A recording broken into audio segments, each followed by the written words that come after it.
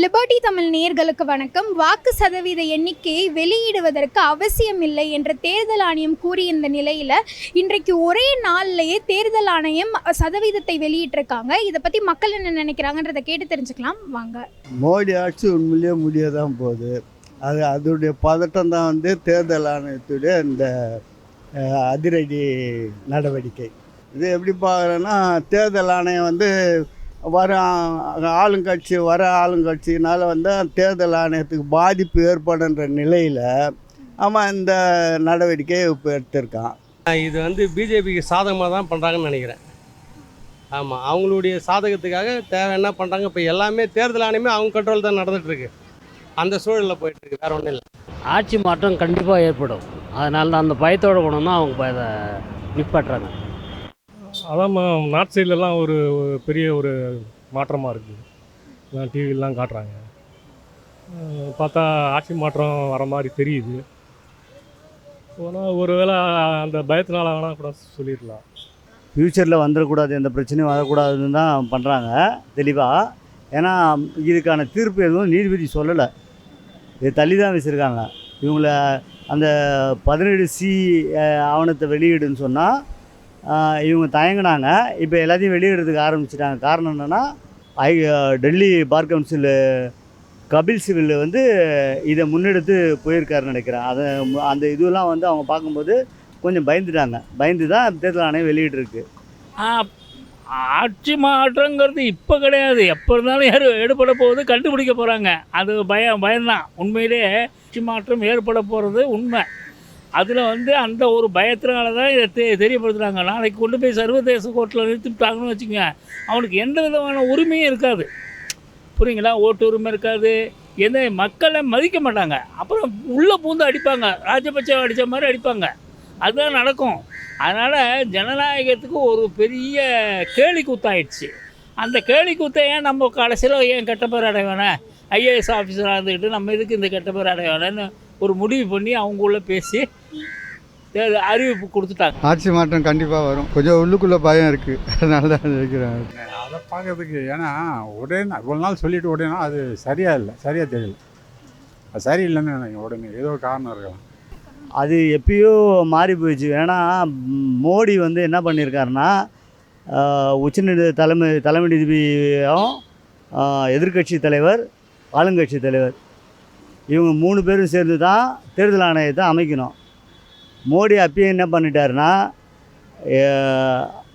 உச்சநீதிமன்ற தலைமை நீதிபதிலாம் வேணாம், எதிர்க்கட்சியும் ஆளுங்கட்சி அவங்க அமைச்சரவையிலேருந்து ஒருத்தர், இப்போ பெரும்பான்மை பார்த்தா அமைச்சரவையும் ஆளுங்கட்சி தலைவரும். அதனால் இவர் நினச்ச மாதிரி தேர்தல் ஆணையத்தை அப்பாயின்ட் பண்ணிட்டார். இப்போது இவர் சொன்னது தான் அவங்க செய்வாங்க. அதனால தான் எதிர்க்கட்சிகள் எவ்வளோ குற்றச்சாட்டு வச்சாலும் இவர் பிரிவினைவாதத்தை பேசினா கூட அதை பற்றி கவலைப்படுறதில்ல, அதை பற்றி எந்த நடவடிக்கையும் எடுக்கலை.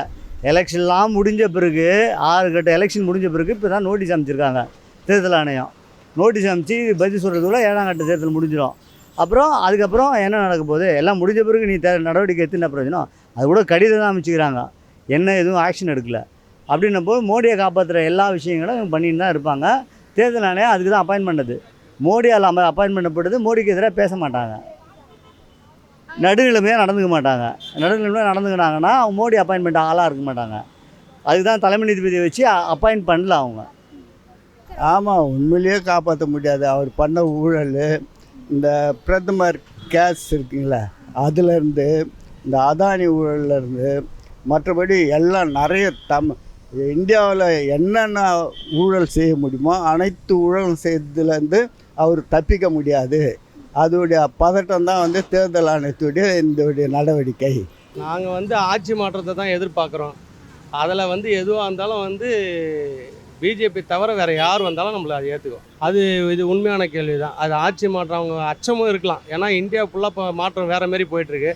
இந்த டைமில் இதுக்காக அச்சப்பட்டு அவங்க வெளியிட்டிருக்கலாம். இது வரைக்கும் பண்ணாதவங்க இப்போ பண்ணுறாங்கன்னா அதுதான் காரணம். உண்மை எங்கே நடக்கலையே, சரியாக நடக்கலையே. நடந்திருந்தால் வந்து ஒவ்வொரு முறையும் வந்து தேர்தல் நடந்தப்போ வந்து அப்பப்போ வந்து அந்த எவ்வளோ ஓட்டர்ஸ்ன்னு சொல்லிட்டு வெளியிட்டிருப்பாங்கள்ல, இன்றைக்கி வெளியிடாமல் மறைச்சி வச்சுருந்தானே.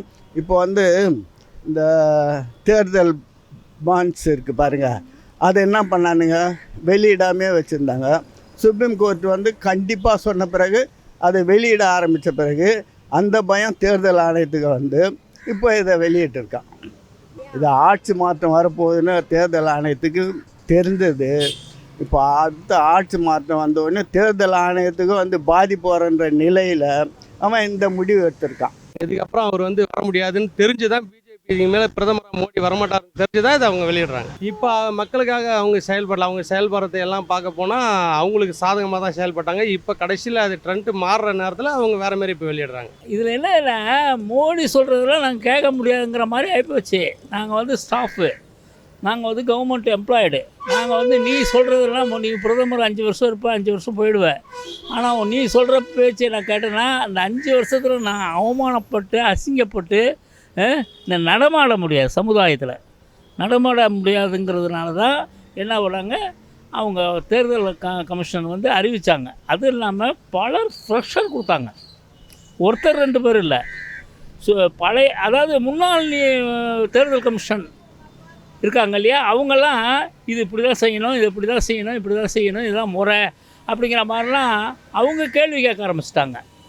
புரியுங்களா? ஐஏஎஸ் ஆஃபீஸர் தேவசேகாயன்னு ஒருத்தர் இருந்தார். அவர்லாம் வந்து டைரெக்டாக பேசுறதுக்கு ஆரம்பிச்சிட்டாரு. இவங்க அநியாயம் பண்ணுறாங்க, மோடிக்கு சாதகமாக பண்ணுறாங்க அப்படிங்கிறத வெளிப்படையாக தெரியறதுக்கு ஆரம்பிச்சது. அதனால தான் என்ன பண்ணாங்க, திடீர்னு அவங்க நேராக பூந்து உட்காந்து அவரே உட்காந்து பர்சன்டேஜை வெளியிட்டார். பொதுவாகவே பாரதிய ஜனதா ஜனநாயகத்தை சீர்குலைக்கிறதுக்காக வந்தது, சீர்குலைச்சிருவான். தேர்தல் ஆணையம் மட்டும் இல்லைம்மா, அரசாங்கத்துடைய அனைத்து நிர்வாகத்தையும், மத்திய சர்க்கார் அனைத்து நிர்வாகத்தையும் வந்து மோடி தன்னுடைய கட்டுப்பாட்டுக்குள்ளே வச்சுருந்தார். இன்றைய சூழ்நிலை வந்து அவர் மக்கள் வந்து அவருடைய வந்து அவரை விட்டு கையை விட்டு போகிற நிலை ஏற்படுதுன்னு சொல்லிட்டு தேர்தல் ஆணையம் உள்பட தெரிஞ்சதுனால இந்த நடவடிக்கை வந்து அவங்க வந்திருக்காங்க. என்னென்னா எல்லாருமே சமூக ஆழ்வர்லேருந்து ஒவ்வொரு ஜனமும் இப்போ நான் யூடியூப்பில் பேசுகிறேன்னா அந்தமாரி எத்தனை பேர் பேசுறதுக்கு ஆரம்பிச்சிட்டாங்க. இந்தியா பூரா பேசுறதுக்கு ஆரம்பிச்சிட்டாங்க. இப்போ தேர்தல் ஆணையத்து மேலே நம்பிக்கை இல்லை அப்படிங்கிற மாதிரி ஒரு முடிவு ஆயிடுச்சு. அப்போ அந்த தேர்தல் ஆணையம் எதுக்கு அப்படிங்கிற ஒரு கேள்விக்குறி ஆயிடுச்சு. அதனால் என்ன பண்ணாங்க, இது என்னன்னா அது உலக லெவலில் பேர் கட்டுடும். அதிகாரிங்க சொல்கிறத நம்ம என்ன எழுத்து பேசுகிற மாதிரி என்ன இருந்தால் பரவாயில்ல, எழுத்து பேச முடியாது. எதுவுமே அவனுக்கு சொல்கிறது தான் கேட்க வேண்டியதாகுது. அவங்க செய்கிறது எல்லாமே தப்பு. எவ்வளோ தப்பு இருக்குது. இதுக்கு முன்னாடி எதுவுமே விட மாட்டேன்னு சொல்லியிருந்தாங்கன்னா லாஸ்ட் எலெக்ஷன் வரைக்கும் ஒன்றுமே பண்ணாமல் வந்திருக்கணும். இப்போ விட்டுருக்காங்கன்னா இப்போ ஃபர்தராக நடக்க போகிற எலெக்ஷனுக்கு வந்து பார்த்திங்கன்னா யாருக்கோ அவங்களுக்கு ஃபேவராக போயிடும்.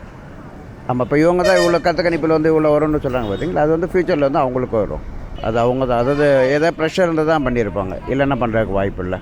இப்போ இவ்வளோ நாள் பண்ணாதவங்க இப்போ எதுக்காக பண்ண வேண்டிய அவசியம் இல்லையே. தேர்தல் ஆணையம் வெளியில் இது காரணம்னா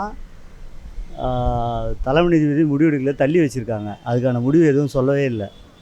சொல்லாதனால இவங்க கொஞ்சம் பயந்துட்டாங்க. பின்னாடி எதனா இப்போ தீர்ப்பு வரும்போது எதனா நம்மளுக்கு பிரச்சனைகள் வருமோ